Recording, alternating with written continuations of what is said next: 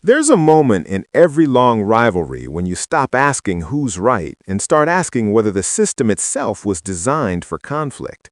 And that, for me, is exactly where this latest royal book leaves us.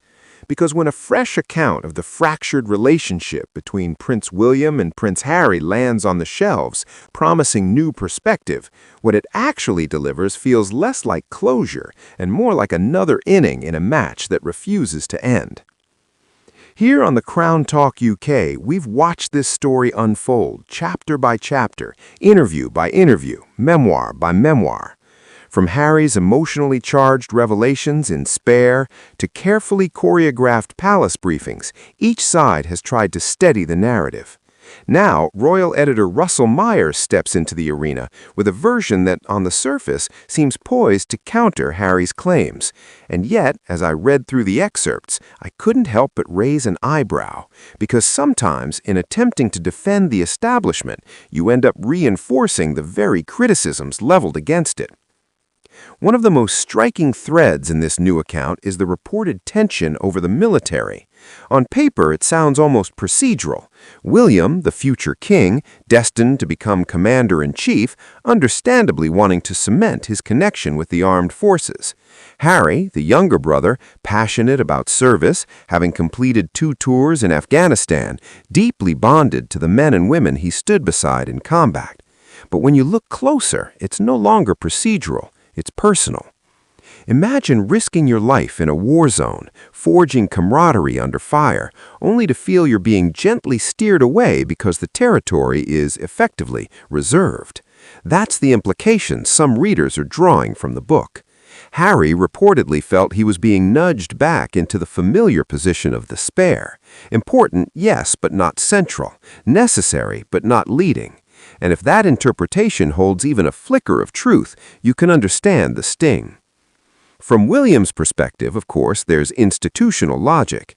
The monarchy thrives on continuity and symbolism. As heir, he must embody certain pillars of the state, and the military is undeniably one of them. Establishing that bond early makes strategic sense.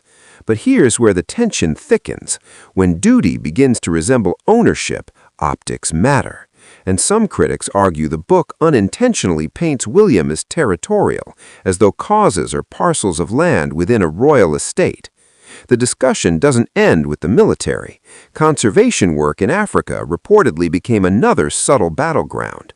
Both brothers, shaped by their experiences on the continent, deeply invested in its wildlife and communities.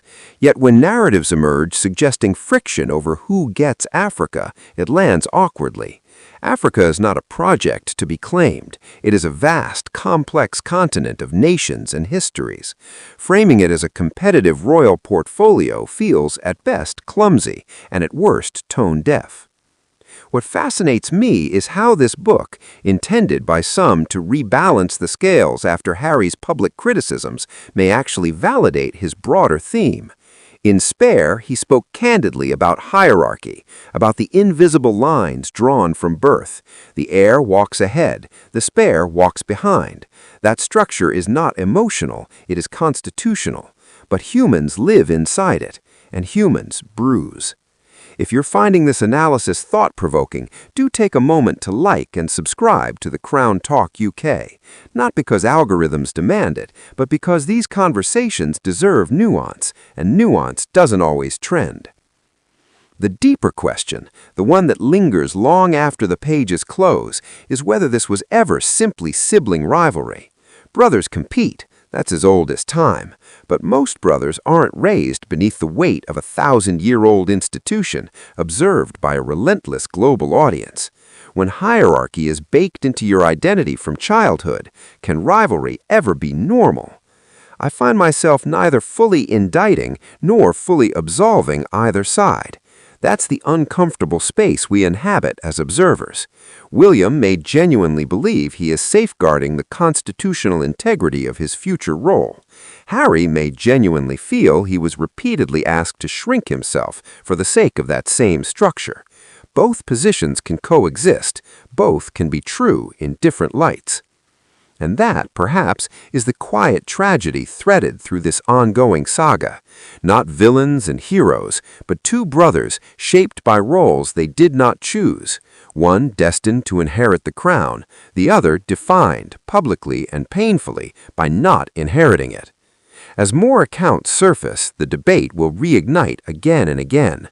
Was this merely personality clash amplified by press scrutiny, or was it the inevitable consequence of a system that labels one child essential and the other auxiliary from birth? On the Crown Talk UK, we'll keep peeling back those layers, not to sensationalize, but to understand, because beneath the headlines and hardbacks lies something far more human than palace intrigue. It's about identity, duty, resentment, love, and the cost of hierarchy. And until those questions are honestly confronted by the palace, by the press, and perhaps one day by the brothers themselves, this story will continue, not as a finished chapter, but as a living, unresolved tension at the very heart of the monarchy.